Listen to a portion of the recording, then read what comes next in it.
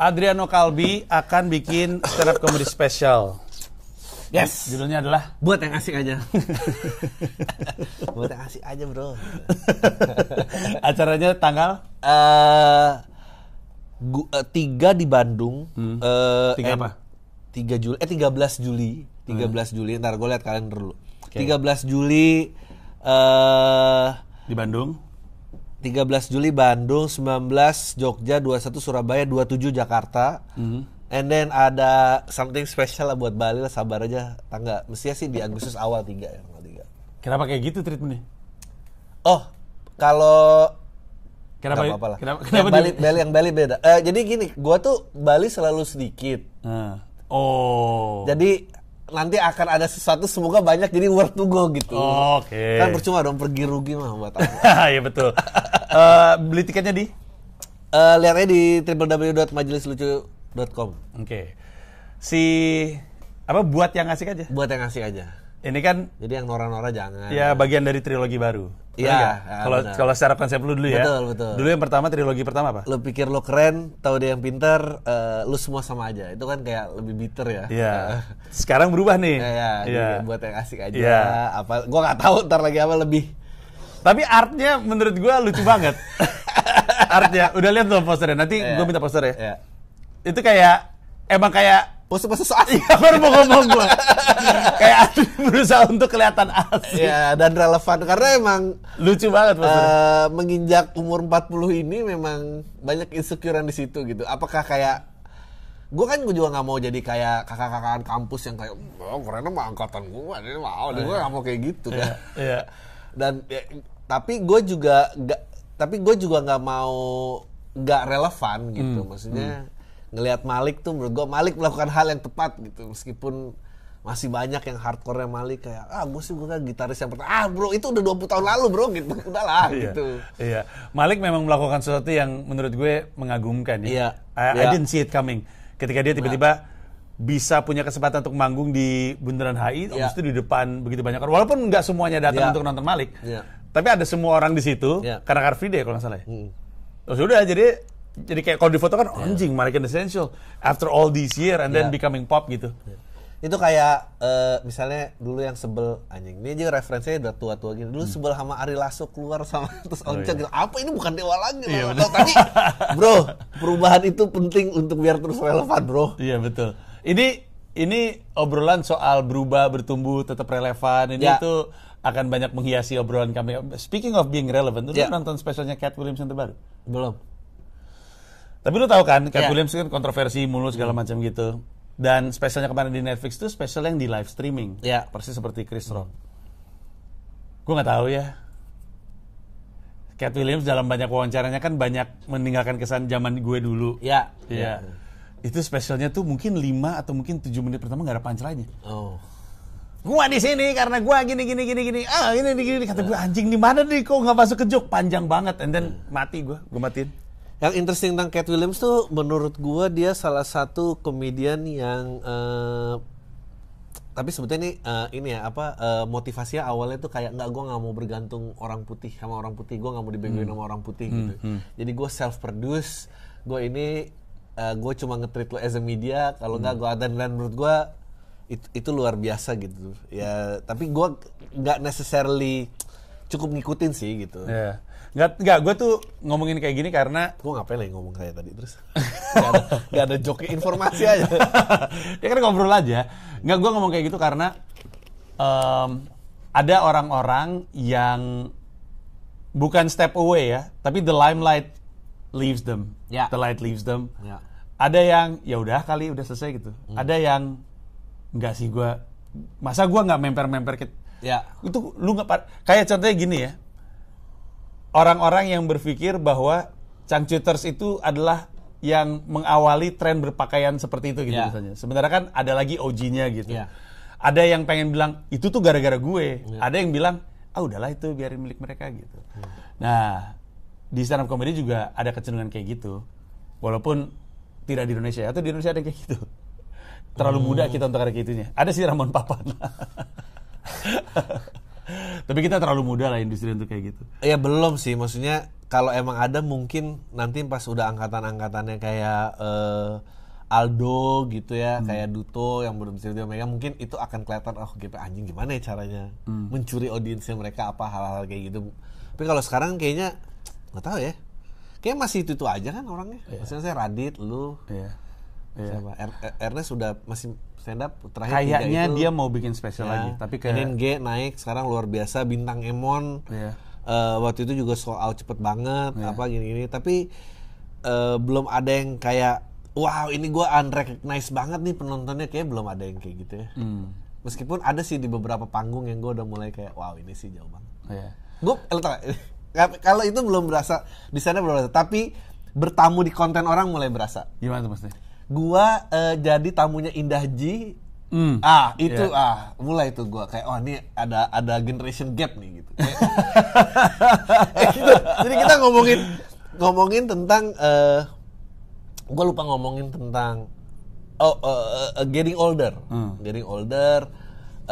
Ya stay relevan apa masih di situ kayak gini. Terus dia ditanya, emang lu mau jadi artis yang kayak apa? Terus gue bilang, gue seneng artis yang karyanya tumbuh sama umurnya. Karena dia ngasih dimensi yang berbeda kayak. Terus gue bilang gini, dulu Eric Clapton tuh waktu dia muda kokain terus dia jatuh cinta, punya anak yang meninggal, lain lagi. Terus apa? Gue seneng dia nggak dipaksa untuk muda terus dan kayaknya tuh sehat sih gini. Who is Eric Clapton? No way. Dia nggak salah. Iya benar-benar. Gue juga ketemu sama orang. Gue mesti I should have used Ed Sheeran atau Adele. 19, 21 maksudnya. Tapi kan gue kayak Eric Clapton, the true music of music. Gue ketemu sama orang yang nggak tahu bahkan bahwa Dewa 19 itu vokalis pertamanya Ari Lasso. Iya. Yang benar lu nggak tahu. Gue nggak tahu sama sekali, kata gue anjing. Dan numbers wise itu proven. Jadi kalau nggak salah bisa lihat di Wikipedia. Pandawa 5 tuh pokoknya bintang 5 itu pertama kali akhirnya tembus 1 juta album. Iya. Masa? Iya, sebelumnya 800.000. Gila. Jadi no wonder ya, gitu. Pantesan orang lebih tahu Once ya.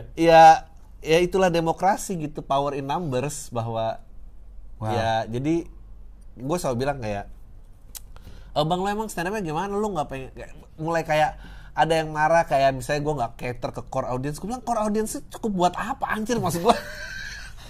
Emang iya. Emang lu ada nggak ada orang-orang yang mulai marah waktu pada saat misalnya gue bikin Emily terus channelnya ditaruh di Emily dan apa lo enggak gue ya maksudnya podcast lu pindah ke sana. Ada yang kesel tuh. Ada biasa juga ya. Fans nggak pengen artisnya kaya. Lu tuh pengen komersialis banget sih bang, gini-gini loh. Gue percaya relevansi tuh by numbers. Lu nggak bisa bilang kayak inilah penikmat true comedy, nggak bisa gitu bro. Menurut gue bilang gini, tongkat demokrasi itu sekarang dalam media ada di Deddy Corbuzier sama Denny Sumargo, like it or not gitu, like it or not. Dan gue mau those numbers, gue bukan nggak mau, gue mau gitu. Maksudnya itu yang bisa kalau misalnya gue tur kayak ini. Tapi the question kan, gue harus melakukan dengan cara apa biar mendapatkan numbers itu kan. Yang menarik kan kayak kalau lihat Sheila on Seven, maksudnya masih tetap menjadi mereka dan terus Malik juga. Sebenarnya gitu. Dalam konteks itu ya, Prabowo tuh nggak sesuai sama yang lu inginkan kan. To get those numbers dia joget. No, I think itu adalah relevansinya dia. Bro, gue percaya maju awalnya itu jilat lidah sendiri. Apa? Maju itu jilat ludah sendiri. Karena dia udah tahu dia mau marah-marah sama siapa, gak akan dapet siapa-siapa. Iya benar. Gue udah tahu dia kalau ke podcast ini bakal masuk ke topik ini. karena relevansi kan buat gue. As a comic, it's always funny to see something.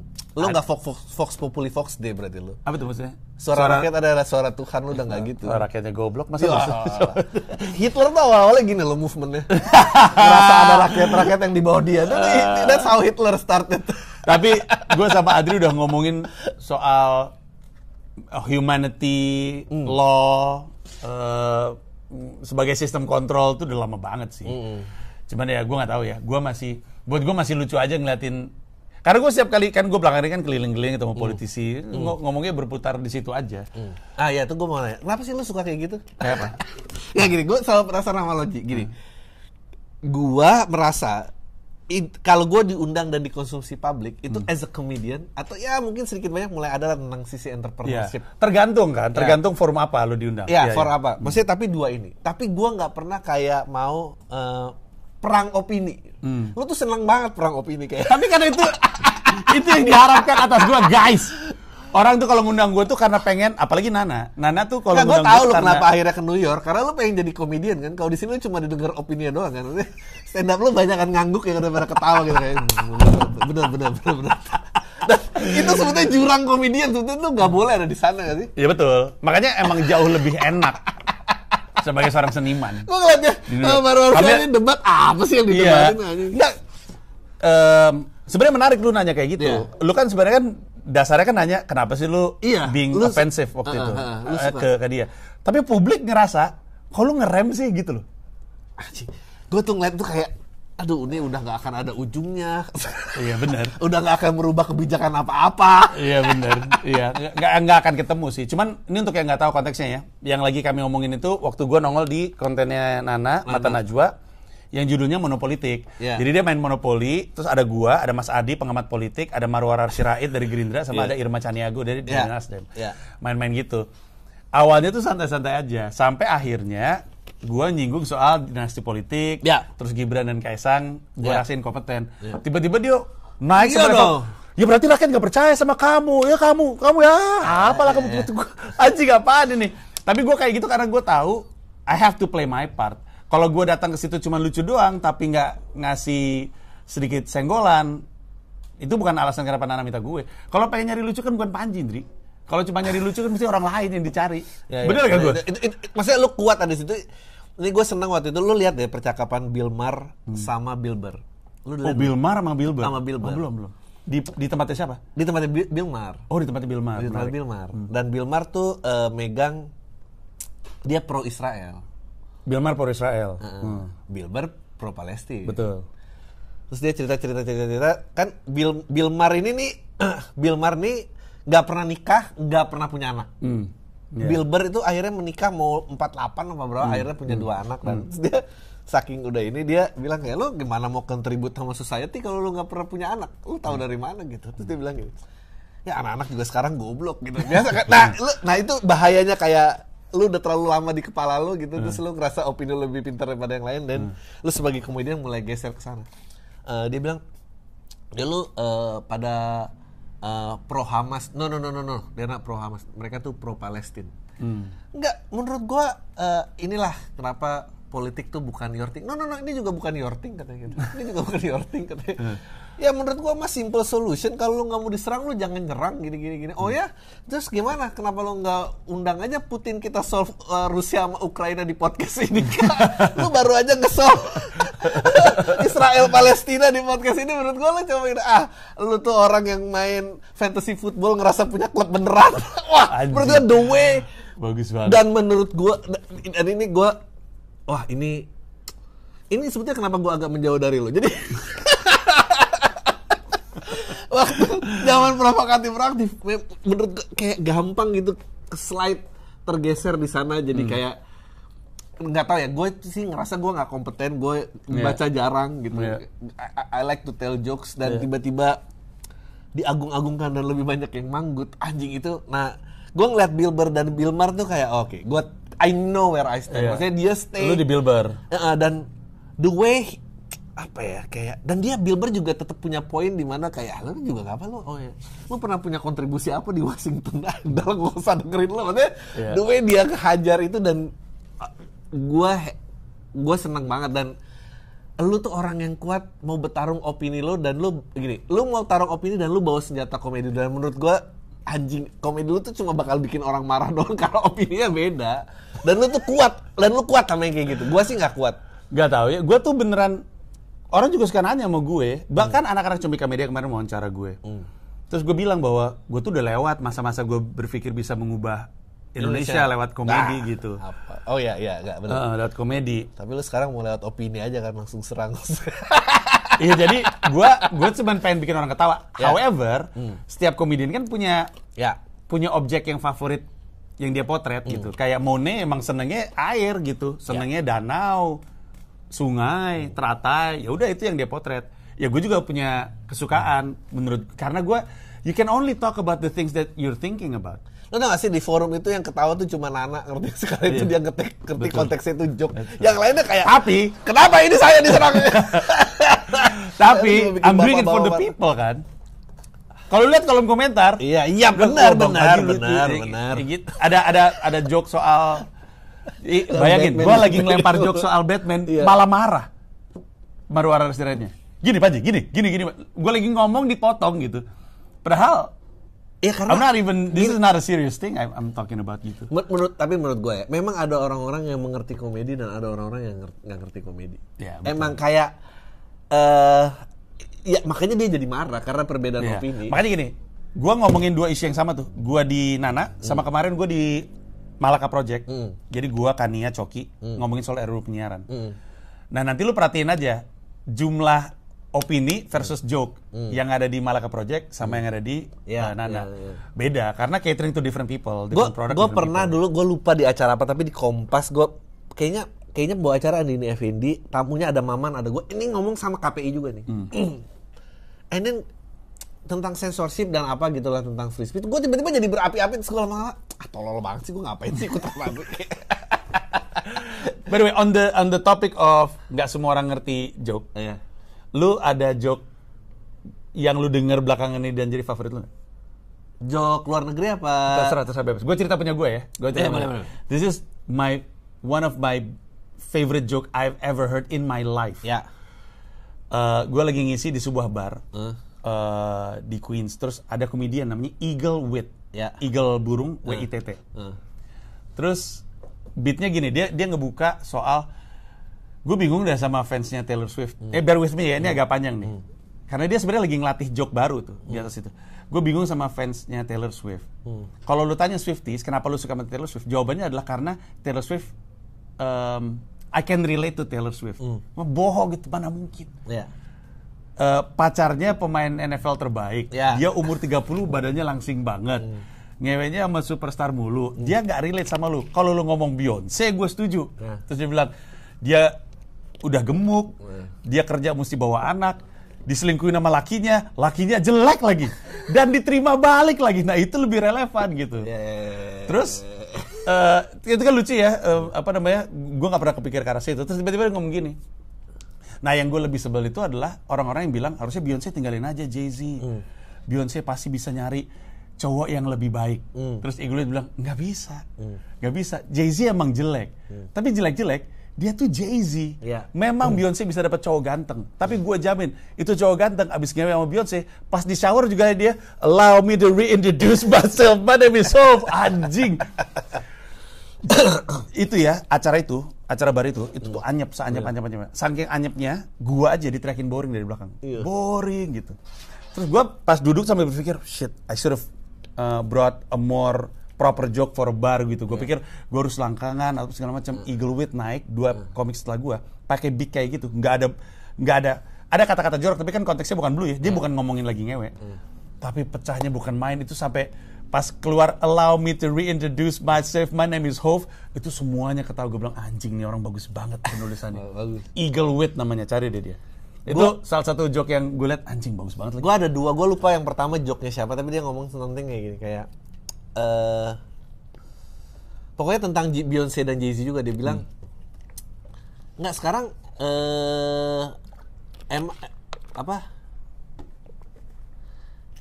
gini, intinya perempuan tuh memang materialistis. Maksudnya sekarang Beyonce mau nggak sama Jay-Z kalau dia cuma kerja di McD?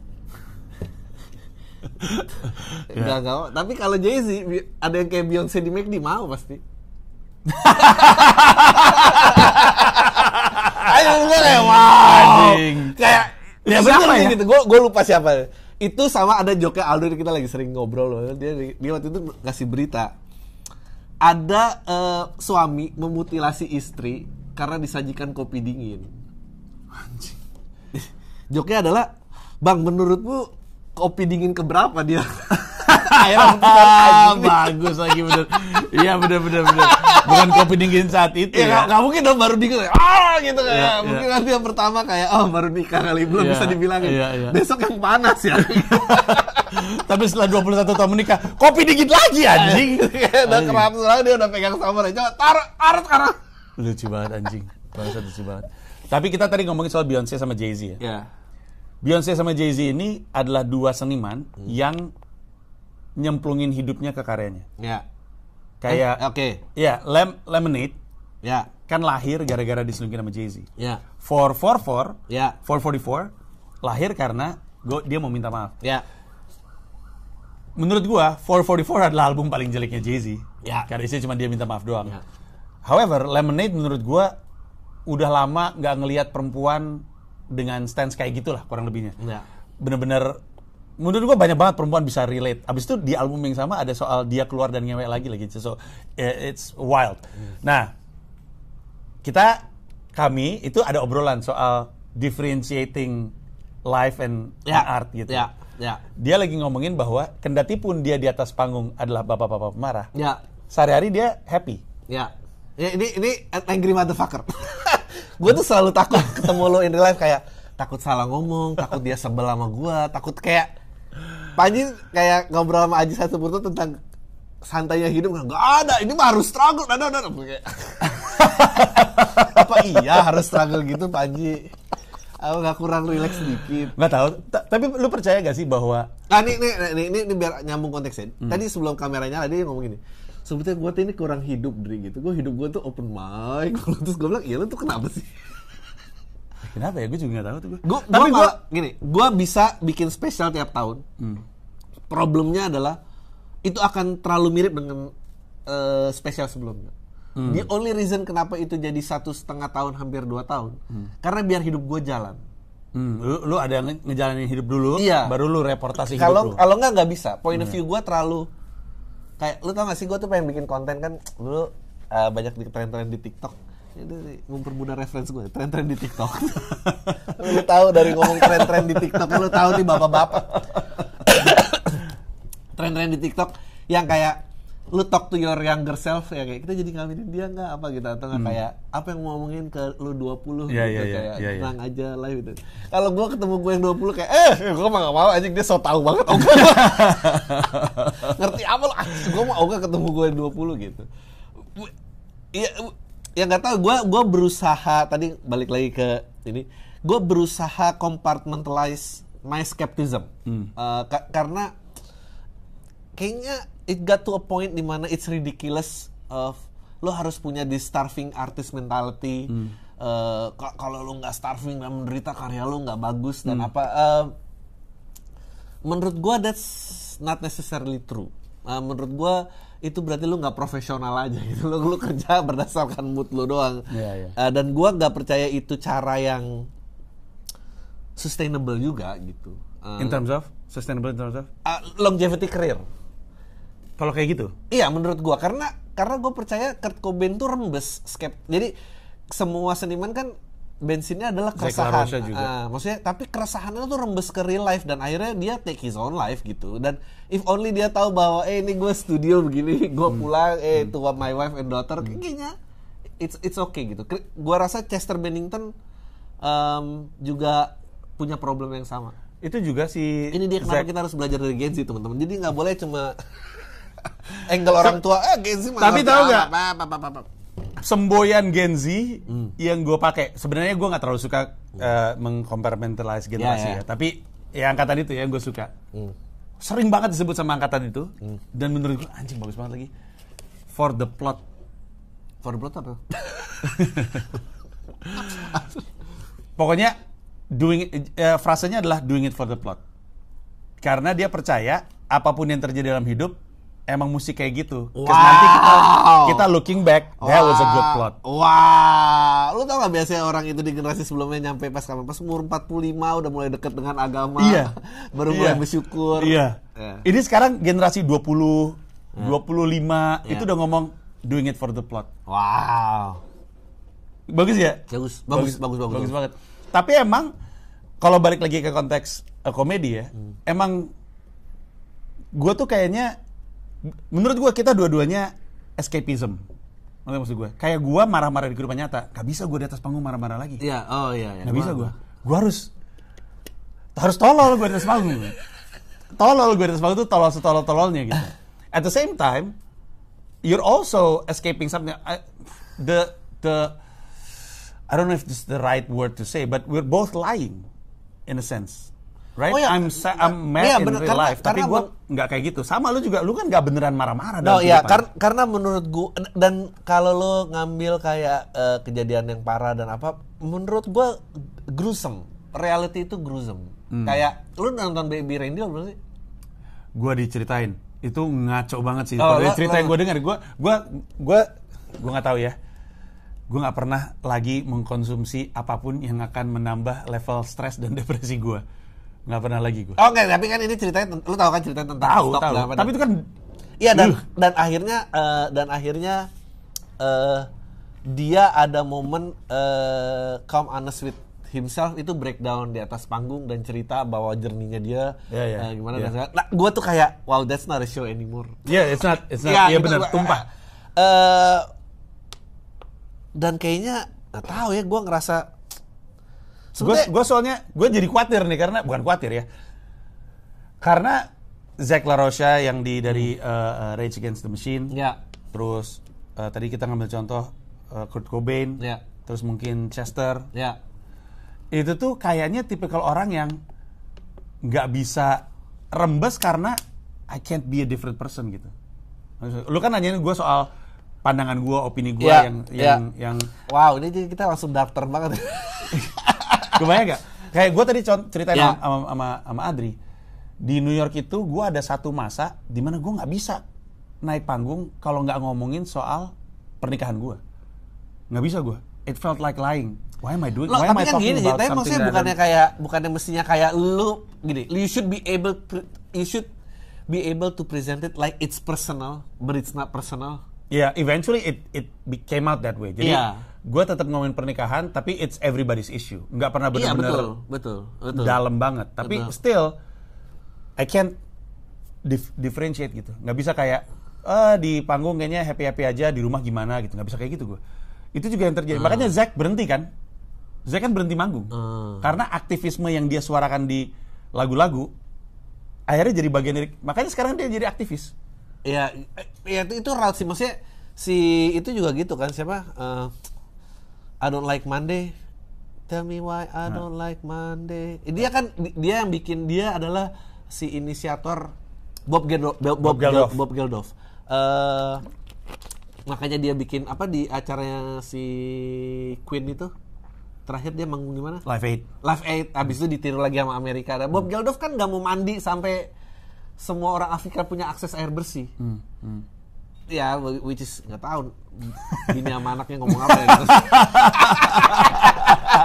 Gue kayak nggak. Ya, orang-orang kayak gitu banyak, Gandhi kayak gitu. Ya, gue kayaknya nggak sih, gue kayaknya. Ya, untuk yang nggak tahu ya, Gandhi itu kan bener-bener ekstrim banget. Gue nggak mau pakai apapun yang kontribusi Barat gitu. Baju gue tuh baju bikin sendiri. Bayangin istrinya disuruh. Gandhi tuh lawyer loh, biasa pakai jas. Ini kenapa akhirnya begitu John Lennon dan McCartney, I pick McCartney. Oh, you pick McCartney ya. Karena daripada John Lennon. Iya, two route. Betul. Maksudnya, ya mungkin karena punya anak juga kali ya. Maksudnya, I don't know gitu, maksudnya semua jadi kecil aja. Bukan nggak penting ya, tapi semua jadi kecil dan ada realm-realm yang jauh lebih besar dari diri gue, dan gue happy gitu karena kalau cuma gue yang paling gede di kalau gue kayak kayaknya emang itu pilihan sih ya, pilihan lu mau ngambil route yang mana. Iya, gue seneng kayak karena menarik lu pakai contoh itu, dua-duanya memorable untuk masing-masing orang yang mencintainya. Dan kayak misalnya lu Kobe Bryant gitu, kayak waktu dia di tengah-tengah ada isu mau pisah apa segala macam, kayak ya gue tetap main basket profesional, gue pulang gue ini, misalnya gue I like that Jordan and Kobe ini di mana dia real life-nya tuh kepisah sama ini. Gue kayak LeBron buat gue yang nggak menarik adalah gue kayak terlalu banyak tahu tentang diri lu, ngapain sih gitu, kayak gue pengen jadi bapak yang ada anak, lu pengen aja play the goddamn ball man gitu, kayak wah ini cara pen play nih, cara pen dribble. Iya, maksudnya kayak ya udah nggak sih gitu. Gue lebih tertarik lebih kayak nggak, gue sakit gue tetap mau tampil sepenuh hati gue karena ada orang loh yang di ujung sana ngasih tabungan sebanyak-banyaknya. Maksudnya gue lagi sakit, gue lebih tertarik sama aspek itu dibanding kayak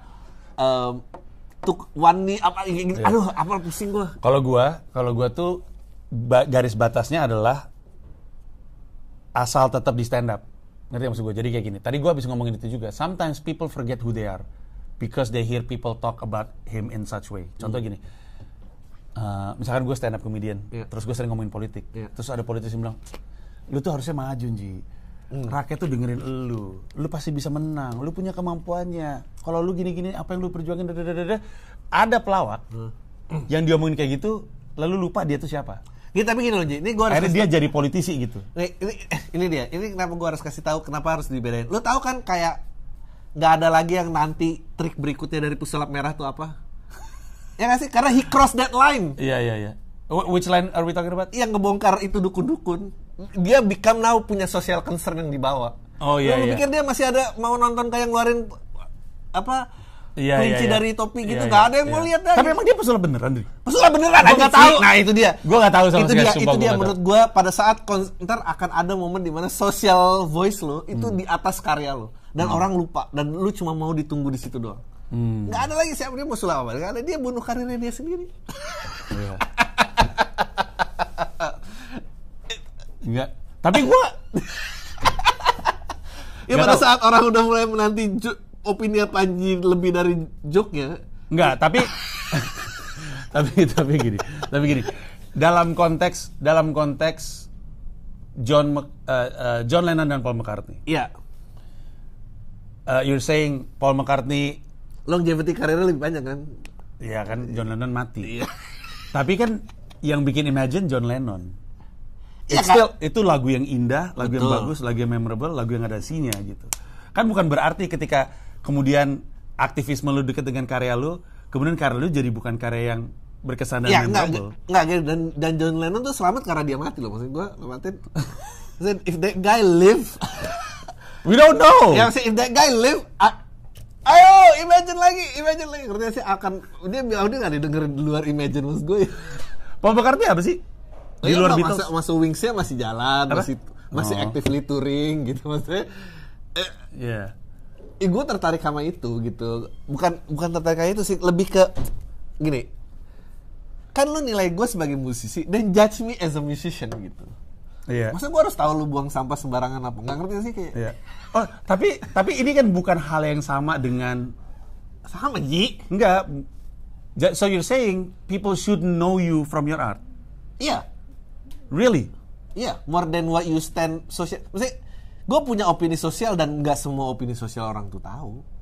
Dan nggak apa-apa juga gitu. Karena gue ngerasa juga perang opini mau sampai kapan sih? Gue tahu kok ada beberapa orang yang udah nggak bisa di-convert lagi, udah kayak lebih cepet ditunggu mati daripada berubah gitu. Kalau gue ngerasa, gue jadi kayak revelation buat Panji. Itu hence the title. Itu hence the title buat yang asik aja. Sebetulnya itu juga buat ngerem gue. Supaya? It's a joke. Maksudnya lu nabung, lu datang show, lu ajak your loved one, you have a good time, lu pulang, lu masih ceritain joke lu, it's fine gitu. Maksudnya gue nggak perlu. Tapi memang kenapa pilihan politik? Yeah. I just think we're different breeds. Ya, mungkin ya. Mungkin. And catering to different people aja. Memang. Karena gue pada saat bersamaan, gue tuh suka ngeliat seniman, kita ngomongin penyanyi ya. Terus lu ngapain sih? I know this is not, you're not talking about you. This is not you. You're not being honest with your art gitu. Tapi life change, perspektif. Maksudnya makanya gue bilang yang maju jilat lidahnya sendiri karena it happened to me also. Maksudnya dan lu nggak bisa responsible for a truth yang pernah lu omongin dulu gitu. Nah, kalau Dewa bilang kan kebenaran adalah bukan kenyataan gitu, which is bener banget gitu. The truth is not apa yang lo lagi adepin hari ini. Dan kayaknya gue nggak punya the bone untuk kayak gitu. Kayaknya gue punya banyak social concern, gue punya banyak aktivisme yang gue lakuin, tapi bukan aktivisme itu yang diangkat lebih besar dari ini. Iya, tapi gue setuju bahwa komedi harus di atas pesan. Ya. Karena kalau pesan di atas komedi, kita pernah bahas ini. Jadinya karya yang gak asik gitu. Iya. Iya. Dan itu memang itu adalah dua buah bola yang gue mesti pastiin untuk dijagel. Betul.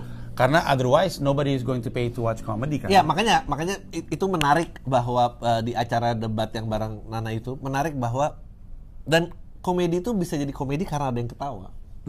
Jadi pada saat itu udah jadi bikin orang marah-marah, jadi kayak gitu. Jadi it's tapi kan itu. Marah-marahnya juga karena ya kalau dalam konteks dia ya marah-marahnya kan karena I think dia marah-marah sama lu karena kayak ini kayak anak kecil nggak bisa gue bilangin gitu. Ini susah banget ini. Tapi emang ada satu momen di mana si Uni Irma Caniago tuh yang belai pipi gua, aduh bocah, aduh lu. Which is interesting karena ya kita, kalau gua sih ngerasanya. Gua tuh ketawa karena ironinya nih semua nggak ada yang paham di meja ini kecuali smirkingnya Nana doang gitu. Iya. Ada kalanya Nana ngomong sesuatu and then I smirk. Yeah. Kadang-kadang gue ngomong sesuatu and then Nana smirk. Yeah. Kadang-kadang ada yang Bang Ara ngomong sesuatu, Uni Irma ngomong sesuatu and then I smirk. Yeah. Tapi ya itu untuk yang tahu-tahu aja. Iya, memang. Itu judul spesial Adri yang ke-5, yang tahu-tahu aja. Buat yang tahu-tahu aja. Iya, yang tahu-tahu aja. Iya, benar. Aduh, I hope gue bisa sampai ke-5, ke-6 maksudnya. There's no stopping you really. Ya ada lah, yang stopping gue kalau nggak ada yang mau beli. Ya mungkin lah. Bahkan ya interview ini aja menurut gue itu juga menegaskan jurang audiens kita. Okay. Akan ada selalu orang yang apaan sih Lunji? Ya. Adri gitu. Ya. Ada juga yang Adri ini tahu nggak sih apa yang sedang terjadi di Indonesia? banyak orang-orang yang kayak nggak ini, tapi kan ya kan ada Chris Rock, ada Kevin Hart kan. Ya orang-orang itu kan don't pay my bills ya maksudnya. Ya memang jadi nggak crossing gitu. Kayak Kevin Hart waktu itu dikritik, gila kali lu dengan audiens sebanyak ini lu nggak sekalipun ngomongin Trump. Di mana keberpihakan lu? Kevin Hart tuh kayak Michael Jordan bilang Demokrat sama Republikan dua-duanya beli Air Jordan. Ini juga menarik. Ini salah satu contoh kenapa gua takut bertanggung jawab akan opini. Bukan takut sih, lebih bahwa the truth yang gue bilang di momen itu akan berubah gitu berjalannya waktu. Hari ini dengan dan ini gue bilang ke Indaji juga, hari ini mengenal tentang Oktober the 7th di Palestina, kejadian itu, presiden yang baik adalah Trump. Buat gue, Obama itu akhirnya semua kemakan gimmicknya. Obama itu lo bisa lihat death toll ya, dan lo bisa lihat death toll yang dihasilkan pada saat selama dia menjabat gitu. Dan berapa banyak pergerakan dia yang akhirnya menyunting tentang free speech juga gitu. Dan lo lihat pada saat Trump menjabat itu zero wars. Dan gue baru bisa belajar itu hari ini. Yeah. Jadi jangan kan zero wars, presiden pertama yang ketemu presiden korut kok. Iya makanya hari ini gue sangat pro Trump. Tapi but then again kan pasti selalu ada kayak kan mereka bilangnya konservatif sama liberal gitu ya, kayak liberal media kayak dan gue mulai belajar kayak pada saat for the betterment of the nation pasti kayak ada ya, tapi dia nggak menghargai wanita apa, dan gue pikir-pikir kayak mungkin dulu Soekarno juga kayak gitu kali ya, maksudnya itu bukan mungkin dong. Iya jadi kalau di real life-nya akhirnya gue banyak kayak wow, ini gue nggak wise juga gitu bahwa to say what I think is true gitu. Tapi gue later belajar kayak ternyata enggak deh gitu. Hal-hal gitu sih yang gue hindari. Walaupun agak nggak terhindarkan juga ya. Every opinion. Tapi paling enggak gue nggak berusaha kayak kalau misalnya diundang ke acara ini based on opini gue atau kayak ini, gue mulai nggak, kalau nggak ngonten, kalau nggak ini gue kayaknya mulai enggak gitu. Dulu mah seneng setiap dapet ada panggung. Tapi balik lagi untuk orang yang menyukai komedinya Adri, Adri akan bikin spesial lagi. Pergi ke berapa kota tadi berarti itu?